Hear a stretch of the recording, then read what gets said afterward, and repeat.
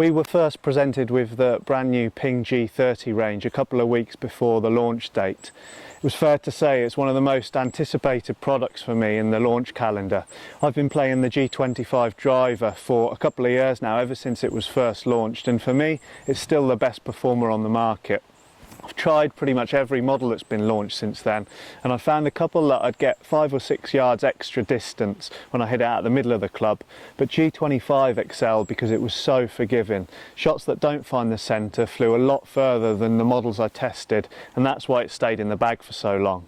I struggled to see how they would make a model that was better than that, but all I was looking for was that little bit of extra yardage combined with the forgiveness that was already on offer.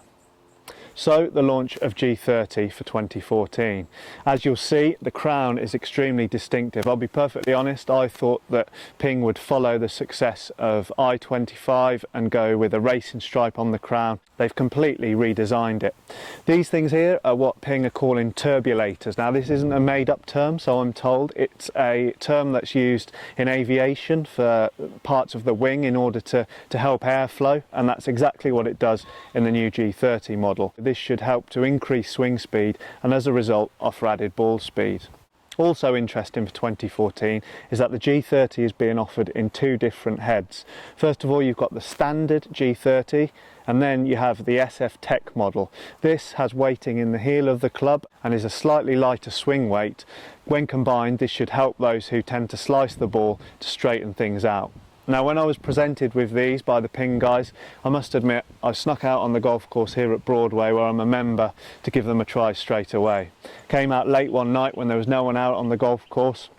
Got to the second hole here, which is a short par 4, so around 280 yards. It's a very interesting hole for me because there is a slight hill in front of the green that I normally, with my G25, pitch it into that hill, kills it dead, and it ends up on the front fringe or runs off into the bunker. I hit 2 with my own driver, and that exact thing happened. I then stood up with the new SF Tech G30 head, extra half a degree of loft, and it flew on the green and ran right through the back. Something I'd recommend you do if you're thinking about buying a new model. Take a demo, get it out on your own course, and you'll be far more aware of the landing zones you normally hit it and how far the ball is actually travelling. Now, we'll test both of these heads out on TrackMan in a couple of weeks and give you a bit more of an in-depth review, but it's fair to say for me the SF Tech is an absolutely brilliant head. My bad shot is a left to right cut. This cancelled that out, but without me hitting that destructive hook left, which I really didn't want to bring into my game. The other model, also excellent.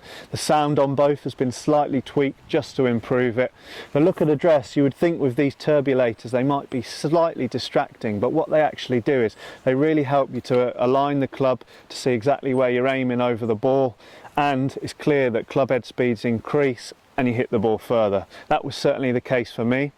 Added adjustability in the hosel this time. The Ping guys always said, oh, we'll only do half a degree of loft because we don't want to add any extra weight or size to the hosel, because then you have difficulties in getting the swing weights right, as well as it being visually distracting. Impressively, they've kept the hosel exactly the same size, but you've actually got 5 different driver head settings on the hosel with this new model. You can go up a degree, up 0.6 of a degree, and the same down in loft.